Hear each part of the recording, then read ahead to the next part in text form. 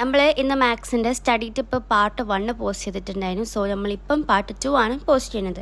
അപ്പോൾ 4 കാര്യങ്ങൾ ഇതും കൂടി ഫോളോ ചെയ്ത് നോക്കുക. മെയിനായിട്ടും എക്സാം ഹോളിൽ എങ്ങനെ നമുക്ക് സ്കോർ ചെയ്യാമെന്നാണ് നമ്മൾ നോക്കുന്നത്.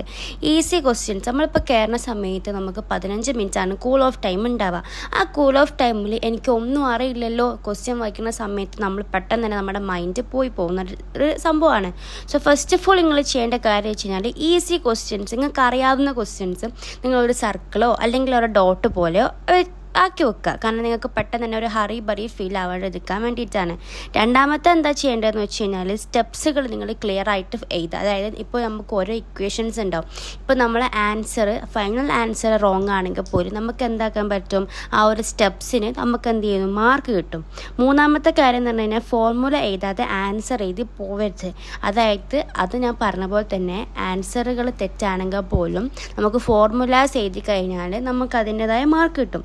അതുപോലെ നാലാമത്തെ കാര്യം എന്ന് പറഞ്ഞാൽ ടൈം നല്ലപോലെ മാനേജ് ചെയ്യുക. ഇപ്പം നമ്മൾ എക്സാമിൽ നമ്മൾ കയറുന്നതിന് മുമ്പ് നമ്മൾ ഇപ്പോൾ 15 പാഠം നമുക്ക് ഉണ്ടെന്നുണ്ടെങ്കിൽ അതിൽ 15 പാഠവും നമുക്ക് എന്തായാലും പഠിച്ചിട്ട് കയറാൻ ചിലപ്പം കഴിയലുണ്ടാവില്ല.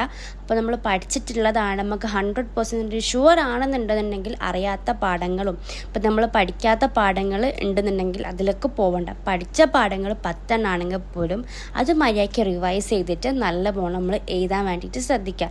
അപ്പോൾ ഇത്രയും 4 ടിപ്സുകൾ നിങ്ങളൊന്ന് ഫോളോ ചെയ്ത് നോക്കുക. അതിൻ്റെ ബാക്കി 4 എക്സാം കഴിഞ്ഞിട്ട് നിങ്ങളെല്ലാവരും കമൻറ്റ് തന്നിട്ട് പറയണേ.